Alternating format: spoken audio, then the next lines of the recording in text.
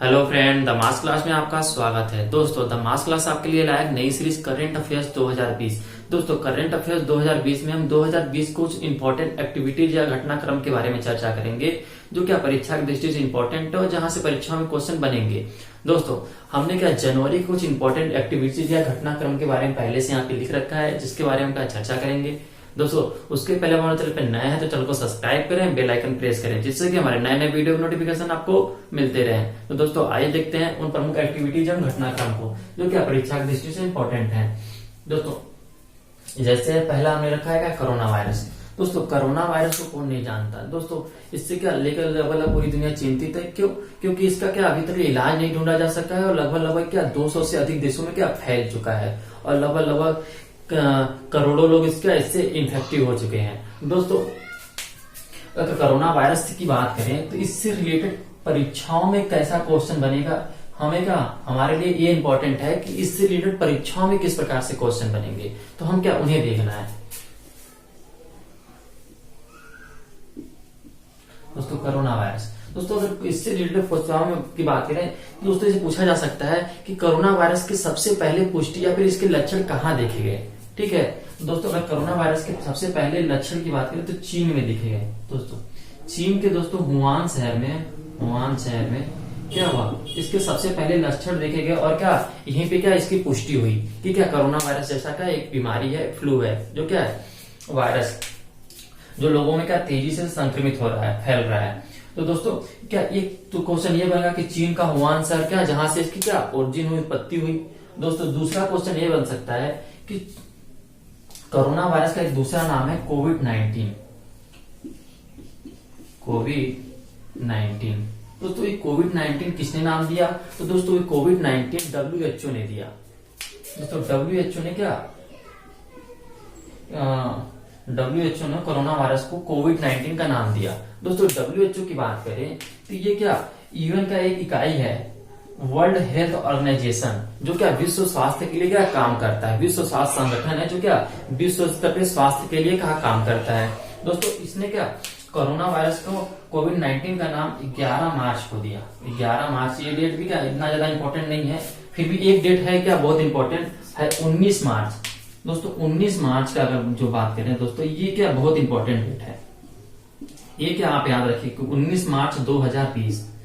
दोस्तों, 19 मार्च 2020 को क्या हुआ, इस दिन WHO ने क्या इस दिन को कोरोना वायरस को वैश्विक महामारी घोषित की। दोस्तों, ये क्वेश्चन बहुत इंपॉर्टेंट बन सकता है कि वैश्विक महामारी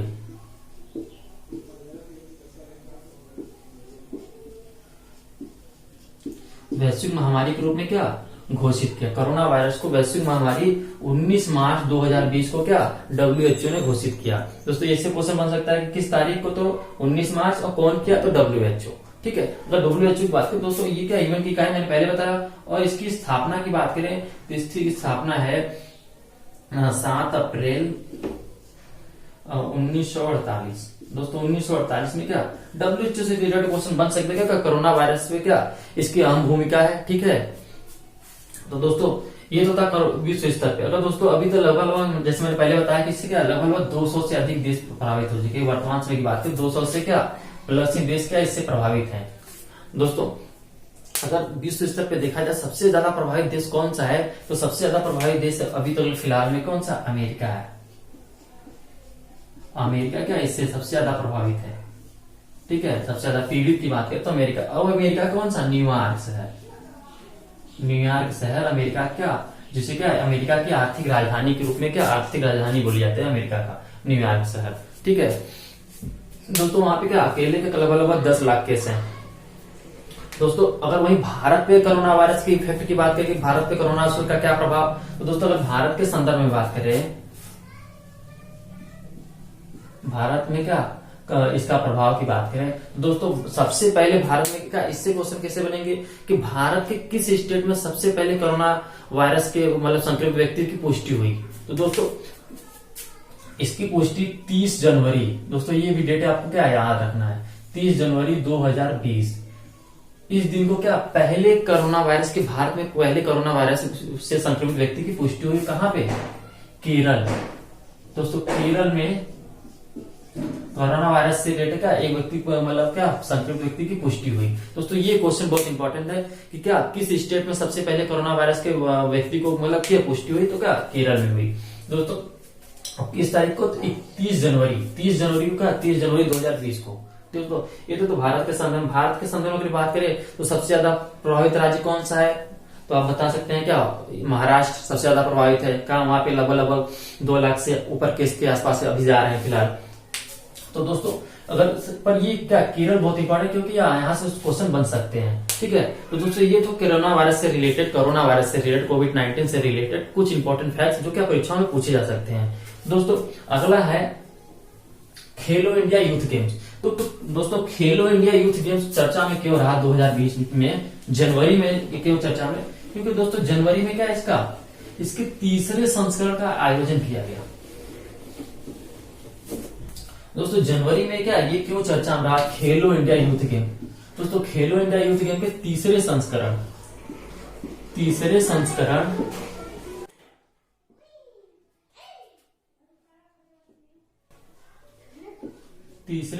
का आयोजन किया गया। तो दोस्तों 2020 में क्या जनवरी में क्या 10 जनवरी से लेके 22 जनवरी तक के बीच में क्या इसके तीसरे संस्करण का आयोजन किया गया। तो इससे रिलेटेड ये क्वेश्चन बनता है कि इसके तीसरे संस्करण का आयोजन कहाँ किया गया, ठीक है। तो इसके तीसरा जो संस्करण है इसका आयोजन दोस्तों गुवाहाटी में किया गया। दोस्तों गुवाहाटी में क्या इसके तीसरे संस्करण का आयोजन किया गया। दोस्तों गुवाहाटी बात करें तो गुवाहाटी का असम में पड़ता है। दोस्तों असम में के गुवाहाटी में क्या इसका तीसरे संस्करण का आयोजन किया गया। दोस्तों असम की बात करें तो इसकी राजधानी आप जानते हैं क्या, दिसपुर है। अगर इसके रिलेटेड दिसपुर क्या इसकी राजधानी है। दोस्तों यहाँ के मुख्यमंत्री की बात करें तो यहाँ के मुख्यमंत्री है सर्बानंद सोनोवाल। दोस्तों अगर पूछा जाए कि गुवाहाटी में क्या Indira Gandhi athletic stadium, Indira Gandhi athletic stadium,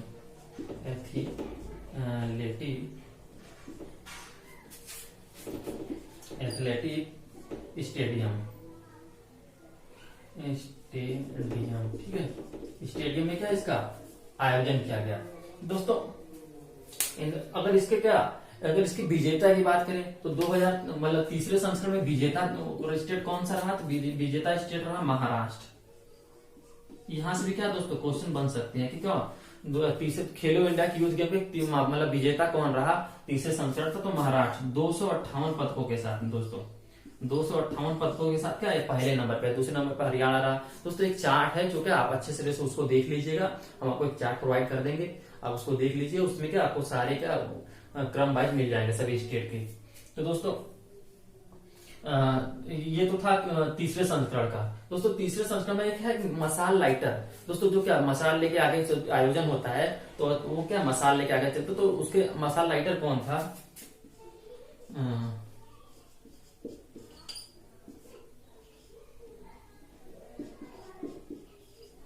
मसाल लाइटर ये लेके कौन चल रहा था, तो हिमा दास। दोस्तों हिमा दास को कौन नहीं जानता, ये क्या है एथलेटिक है, ठीक है। और इन्होंने क्या काफी क्या मतलब चैंपियनशिप में का गोल्ड मेडल लगाया था, ठीक है।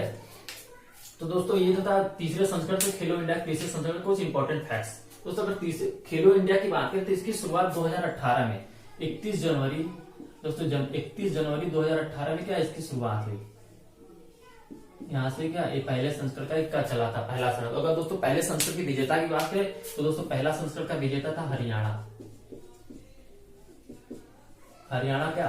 और दोस्तों इसका क्या बोलते हैं कि मैनेजमेंट कौन करता है, इसको आयोजन कौन करवाता है, तो खेल मंत्रालय तथा राज्य मंत्रालय क्या इसका आयोजन करवाते हैं। तो दोस्तों इससे रिलेटेड खेलो इंडिया यूथ गेम से रिलेटेड क्या कुछ इंपॉर्टेंट फैक्ट्स है जो क्या आपको याद रखने हैं। दोस्तों अब आइए अगले पॉइंट पे आते हैं, कौन सा, विश्व आर्थिक फोरम। दोस्तों विश्व आर्थिक फोरम जिसको हम क्या शॉर्टकट में WEF बोलते हैं, वर्ल्ड इकोनॉमिक फोरम। दोस्तों ये क्यों चर्चा में रहा, तो दोस्तों जनवरी में इसकी क्या 50वीं बैठक की गई। दोस्तों इसकी वार्षिक बैठक होती है तो इसकी 50वीं बैठक, दोस्तों इसकी 50वीं बैठक की आयोजन किया गया। इसके 50वीं बैठक का आयोजन किया गया। तो इससे रिलेटेड ये क्वेश्चन है कि कहाँ किया गया इसकी 50वीं बैठक का आयोजन। तो दोस्तों दावोस में। दोस्तों दावोस में क्या इसके 50वीं बैठक का आयोजन। तो दावोस पड़ता कहाँ है, तो स्विट्जरलैंड। दोस्तों स्विट्जरलैंड में क्या है, यूरोप का कंट्री है, वहां पे क्या दावोस है, जहाँ पे क्या इसका आयोजन किया गया। दोस्तों अगर इसके क्या इससे रिलेटेड अगर देखें तो इसकी स्थापना की बात करें तो इसकी स्थापना दोस्तों 1971 में हुई थी, वर्ल्ड इकोनॉमिक फोरम की। दोस्तों ये क्या है, ये वर्ल्ड इकोनॉमिक फोरम ये है दोस्तों। अगर इसके बात करें तो इसमें और रिलेटेड का इसमें अभी एक चर्चा में ये भी रहा क्योंकि इसमें का एक क्रिस्टल अवार्ड दोस्तों, क्रिस्टल अवार्ड इसमें क्या क्रिस्टल, ये पूछा जाता है किस भारतीय को, इसने क्या कई लोगों को क्रिस्टल अवार्ड से नवाजा, तो उसमें क्या एक भारतीय भी है। तो किसे मिला क्रिस्टल अवार्ड, तो ये कहते हैं दीपिका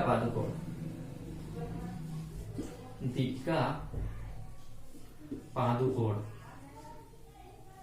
दोस्तों दीपिका पादुकोण का क्रिस्टल अवार्ड से नवाजा गया। और कौन नवाजा, विश्व आर्थिक फोरम, ठीक है। और उससे किस लिए मतलब किस क्षेत्र में मिला है, तो इन्हें क्या मेंटल हेल्थ जागरूकता के लिए इन्होंने क्या काम किया, इसलिए क्या इन्हें वर्ल्ड हेल्थ मतलब ये क्रिस्टल अवार्ड से नवाजा गया।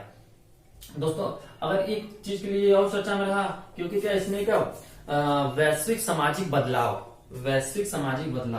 दोस्तों, वैश्विक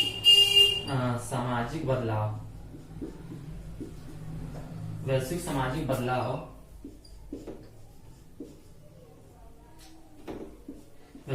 बदलाव का क्या सूचकांक जारी किया, एक रिपोर्ट जारी किया 2020 का।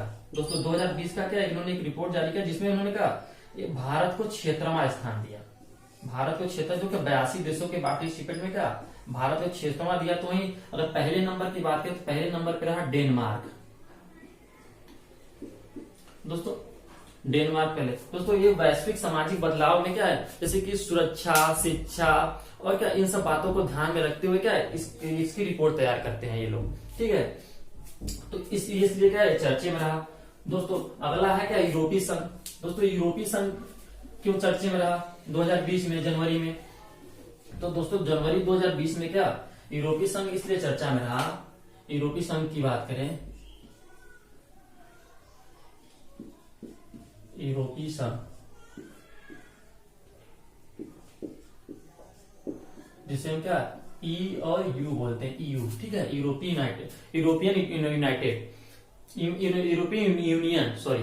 यूनियन, ठीक है। दोस्तों ये क्या है, दोस्तों ये क्या यूरोप के कई देशों का एक क्या है एक संगठन है जो क्या व्यापार के सुगमता के लिए क्या हो क्या व्यापार तथा प्रशासनिक क्या व्यवस्थाओं के लिए क्या बनाया गया यूरोपीय संघ, जिसमें क्या लगभग 28 देश अभी तक शामिल थे, 28 देश शामिल थे। दोस्तों इसलिए चर्चा में रहा क्योंकि इसके एक सदस्य ने क्या कर दिया, इससे बाहर हो गया, इससे इस्तीफा दे दिया। तो वही क्वेश्चन बनता है कि इसके कौन से देश ने क्या इससे बाहर हो गया, इस्तीफा दे दिया, तो ब्रिटेन। दोस्तों ब्रिटेन ने क्या इससे बाहर हो गया यूरोपीय संघ से। तो अब इसके सदस्यों की संख्या जो रह गई वो कितनी 27 हो गई दोस्तों, 27। दोस्तों अगर इसकी स्थापना की बात करें तो इसकी स्थापना दोस्तों 1957 में हुई थी, ठीक है। दोस्तों इसकी स्थापना 1957 में हुई थी। तो दोस्तों इसलिए क्या ये चर्चे में रहा।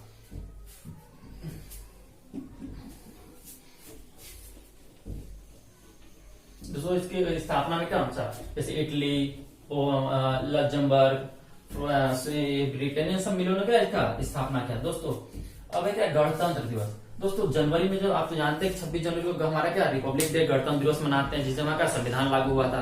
तो दोस्तों इससे रिलेटेड क्या जनवरी में किस तरीके के क्वेश्चन पूछे जाएंगे गणतंत्र दिवस से। तो दोस्तों गणतंत्र दिवस का जब आयोजन हुआ तो हमारा ये कौन सा गणतंत्र दिवस था, तो पहले दोस्तों पहला बात कि हमारा क्या 71वां गणतंत्र दिवस था, ये कभी पूछा जा सकता है, ठीक है, कि हमारा क्या हमने 71वां रिपब्लिक डे मनाया, ठीक है। इसमें दोस्तों इसका आयोजन जब जहां दिल्ली के राजपथ पे होता है तो इसका एक आयोजन होता है, तो इसमें मुख्य अतिथि कौन था। दोस्तों मुख्य अतिथि की बात करें, मुख्य अतिथि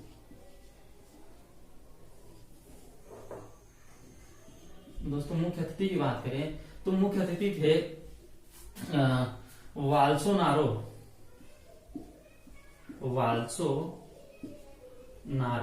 दोस्तों वाल्सो नारो, दोस्तों इसका इनका पूरा नाम है जायरे वाल्सो नारो। ये कौन है? तो ये ब्राजील के राष्ट्रपति हैं दोस्तों। ये ब्राजील के राष्ट्रपति थे, जो क्या हमारे क्या 71वें गणतंत्र दिवस में क्या मुख्य अतिथि के रूप में शामिल हुए थे। दोस्तों ब्राजील कहाँ है? तो ब्राजील दक्षिणी अमेरिका का सबसे बड़ा देश है ब्राजील। दोस्तों यहाँ पे क्या ब्राजीलिया इसका क्या राजधानी है? इसकी ब्राजीलिया इसकी राजधानी है। ब्राजीलिया रियल क्या है? यहाँ की मुद्रा है। दोस्तों ऐसा गणतंत्र दिवस से रिलेटेड और क्वेश्चन बनेगा क्या? इसमें क्या झांकियां निकाली जाती हैं, झांकियां आती है, सभी स्टेट की झांकियां आती हैं। तो दोस्तों इसमें झांकी की बात करें तो 22 झांकियां का 22 स्टेट की झांकियां निकाली गई थी दोस्तों। और 22 स्टेट की झांकियों में क्या सबसे पहला स्थान किसका लगा? तो असम का दोस्तों। असम क्या पहले स्थान पे रहा झांकियों में। इसने क्या अपने प्राकृतिक नेचुरलता को क्या उसमें दर्शाया था, इसलिए कैसे प्रथम स्थान मिला। वहीं दोस्तों इससे रिलेटेड क्वेश्चन के 22 झांकियां निकाले गए, किस राज्य की झांकियां शामिल नहीं थी? तो दोस्तों पश्चिम बंगाल। दोस्तों पश्चिम बंगाल और महाराष्ट्र के क्या बोलते हैं कि इनको क्या ये दो ऐसे राज्य थे जिनको क्या इनकी झांकियां नहीं इसमें शामिल की। और भी राज्य थे पर इन दो प्रमुख थे, इनको क्या शॉर्ट लिस्ट कर दिया गया, बाहर कर दिया गया। उसके में क्या बहुत सारे राजनीति मतलब पॉलिटिकल उसमें मुद्दे होते हैं दोस्तों। अगर विधान परिषद की बात करें तो दोस्तों विधान परिषद लेकर क्यों चर्चा में रहा विधान परिषद? दोस्तों विधान परिषद दोस्तों ये क्यों चर्चा में रहा 2000 जनवरी में? तो दोस्तों ये क्या विधान परिषद होता है क्या दोस्तों? विधान मंडल जो होता है वो क्या विधान परिषद और विधानसभा से मिलकर बनता है। तो दोस्तों जरूरी नहीं कि हर राज्य में विधान परिषद हो ही, ठीक है। तो कुछ राज्यों ने क्या अपना विधान परिषद रखा है जिसमें क्या विधान परिषद होता है उसे द्विसदनी बोलते हैं, और जिसमें विधान परिषद नहीं होता है सिर्फ विधानसभा होता है उसे क्या एक सदनी क्या बोलते हैं विधानमंडल बोलते हैं, ठीक है। तो दोस्तों ये चर्चा में इसलिए रहा क्योंकि आंध्र प्रदेश ने क्या किया, आंध्र प्रदेश ने दोस्तों क्या अपने विधान परिषद को क्या कर दिया भंग कर दिया, क्योंकि भंग नहीं किया जा सकता, इसे क्या स्थायी रूप से भंग कर दिया गया।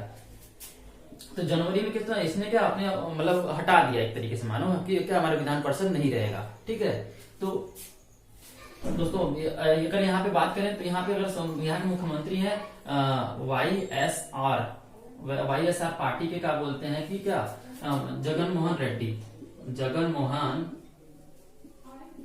मोहन रेड्डी जो है वो क्या यहाँ के क्या है मुख्यमंत्री हैं YSR कांग्रेस। दोस्तों ये हटाने का रीजन ये था ना, यहाँ के जो एक मतलब पुराने मुख्यमंत्री थे वो का क्या नाम था नायडू, ठीक है। नायडू जी थे वो तेलुगु देशम पार्टी से थे,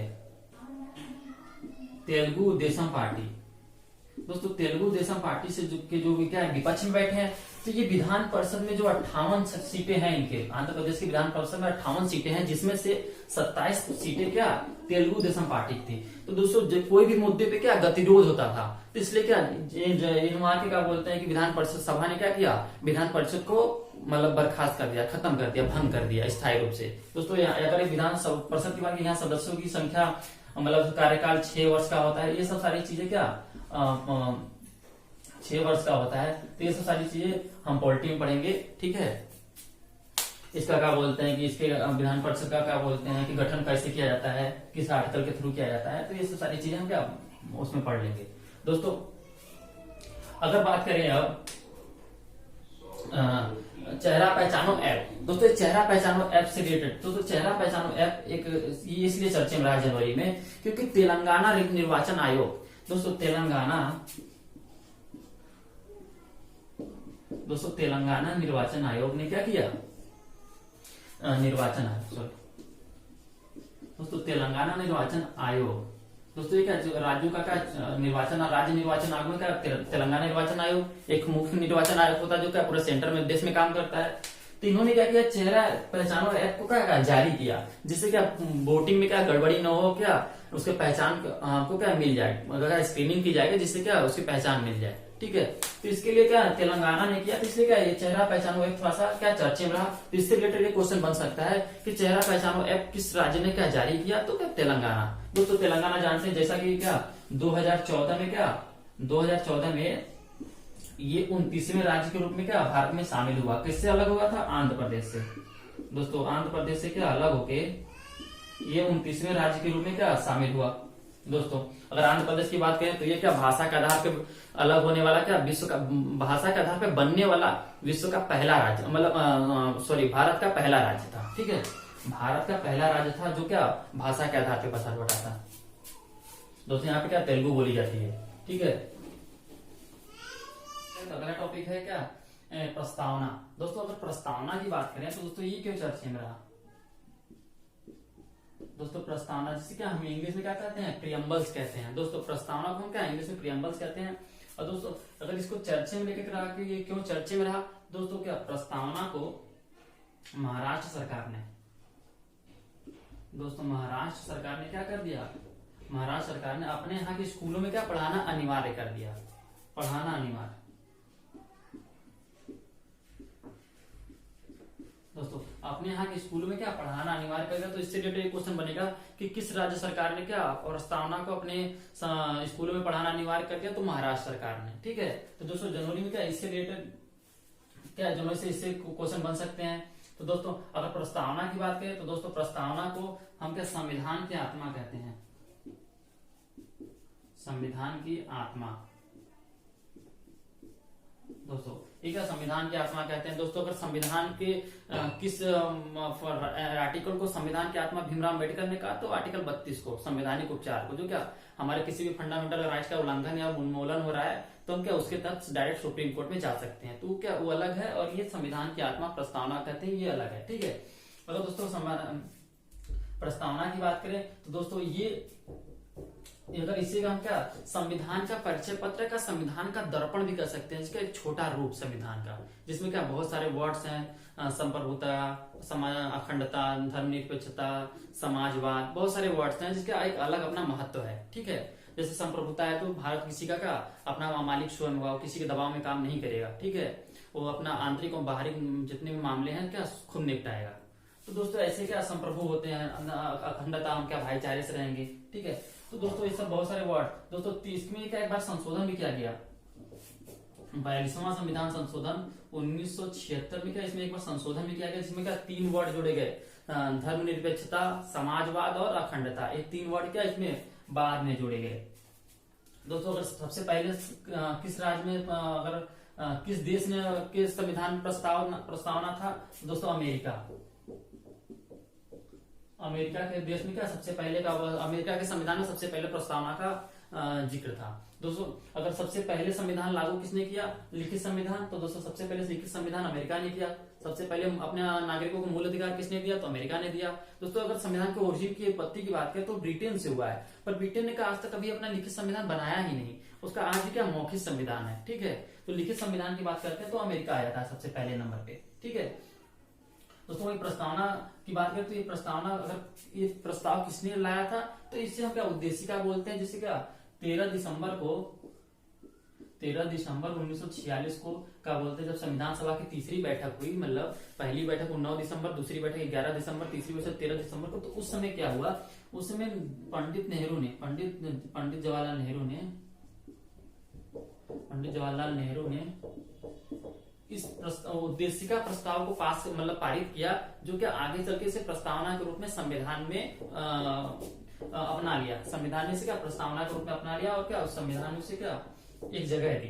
ठीक है, और जिसे क्या हम संविधान की आत्मा कहते हैं। तो संविधान को प्रस्तावना से रिलेटेड कुछ इंपॉर्टेंट पॉइंट्स थे जो कि हमने आपको बता दिए, जहां से क्वेश्चन परीक्षा में पूछे जा सकते हैं। दोस्तों अगला है नौसैनिक मिलन। नौसैनिक मिलन, दोस्तों नौसैनिक मिलन, दोस्तों ये क्यों चर्चे में रहा। दोस्तों ये क्या है, एक तरीके का युद्धाभ्यास है, जो क्या विशाखापट्टनम में इसका आयोजन होना। तो ये इंपॉर्टेंट इसलिए क्या, इसका आयोजन कहाँ, तो विशाखापट्टनम, विशाखापट्टनम। ठीक है, विशाखापट्टनम कहाँ पड़ता है, तो एक आंध्र प्रदेश में पड़ता है। ठीक है, हमने पहले बताया कि आंध्र प्रदेश का क्या पूर्वी तट का सबसे गहरा, मतलब क्या पूरे भारत का सबसे गहरा बंदरगाह है, और पूर्वी तट पे क्या विशाल बंदरगाह है। इसके बारे में क्या मैं आपको बताया था पहले से ही। दोस्तों अगर इंडियन नेवी की बात करें, नौसैनिक की बात करें, तो दोस्तों नौसैनिक प्रमुख कौन है, करमबीर सिंह, एडमिरल करमबीर सिंह है। एडमिरल करमबीर सिंह क्या है, नौसैनिक प्रमुख है। दोस्तों अगर इंडियन आर्मी की बात करें, ठीक है, भारतीय सेना की बात करें दोस्तों, इंडियन आर्मी, दोस्तों इंडियन आर्मी की अगर बात करें तो दोस्तों इंडियन आर्मी की बात करते हम क्या जनवरी में ही क्या 15 जनवरी को क्या इंडियन आर्मी डे भी मनाते हैं। तो इसका जनवरी में क्या ये भी इंपॉर्टेंट पॉइंट्स है, ठीक है, इसको याद रखना। अगर इसके हम बात करें इनके प्रमुख की तो इंडियन आर्मी के प्रमुख कौन है तो दोस्तों मनोज मुकुंद नरवणे। दोस्तों मनोज मुकुंद नरवणे क्या है इंडियन आर्मी के प्रमुख है। दोस्तों नए पद सीडीएस की नियुक्ति हुई है, हमने पहले आपको वीडियो में बता रखा है क्या कि सीडीएस की नियुक्ति क्या बिपिन रावत के रूप में, पहले सीडीएस बिपिन रावत जो क्या हमारे पूर्व इसके पहले क्या थे सेना प्रमुख थे। तो सीडीएस मतलब चीफ डिफेंस स्टाफ के रूप में क्या पहले सीडीएस की नियुक्ति हुई है, तो नया पद है, ठीक है दोस्तों। ये था नया सैनिक से, ठीक है, रिलेटेड भारतीय इंडियन आर्मी से रिलेटेड कुछ इंपॉर्टेंट फैक्ट्स जो कि हमें याद रखने। दोस्तों राष्ट्रीय युवा महोत्सव ये क्यों चर्चा में है? महोत्सव दोस्तों ये इसलिए चर्चा में है कि इसका जनवरी में क्या इसका आयोजन होता है, हर साल लगभग इसका आयोजन होता है जनवरी में, ठीक है। तो इसका इस बार आयोजन 12 जनवरी से लेकर 16 जनवरी तक ये हुआ, ठीक है, 16 जनवरी तक चला है लगभग। इसका आयोजन कहाँ किया गया तो इसका आयोजन लखनऊ में किया गया। दोस्तों इसी से रिलेटेड क्वेश्चन कि इसका आयोजन कहाँ किया गया तो लखनऊ में किया गया। और इसकी जयंती क्या है तो स्वामी विवेकानंद की क्या जयंती किया जाता है। दोस्तों स्वामी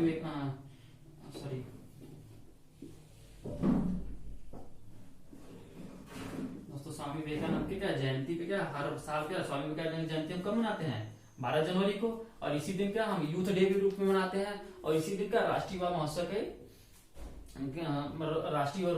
रूप में क्या हम मनाते हैं। दोस्तों अगर अंतर्राष्ट्रीय युवा महोत्सव की बात करें, अंतर्राष्ट्रीय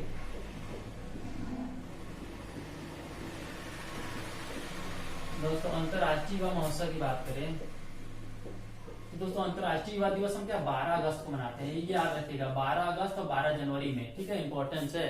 तो हमेशा आप कंफ्यूज हो सकते हैं कि राष्ट्रीय युवा दिवस कब मनाया जाता है 12 जनवरी, अंतर्राष्ट्रीय 12 अगस्त को मनाया जाता है, ठीक है। तो ये क्या हमें याद रखना है, ये क्या है हमेशा बच्चे यहाँ पे क्या कंफ्यूज हो जाते हैं हम लोग।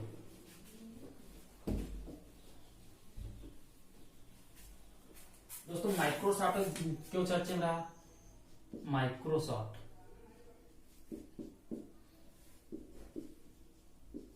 दोस्तों अगर माइक्रोसॉफ्ट की बात करें तो दोस्तों ये क्या विश्व की सबसे बड़ी सॉफ्टवेयर कंपनी है, ठीक है। ये कौन सी कंपनी है सॉफ्टवेयर, दोस्तों इसका सबसे बड़ी सॉफ्टवेयर कंपनी है, विश्व की सबसे बड़ी सॉफ्टवेयर कंपनी। दोस्तों इसने इसलिए चर्चा में रहा, इसने क्या मतलब घोषणा किया है कि हम क्या 2030 तक हम क्या कार्बन नेगेटिव हो जाएंगे, मतलब कार्बन का उत्सर्जन हमारी तरफ क्या 0 हो जाएगा, हमारा 0%। तो कार्बन नेगेटिव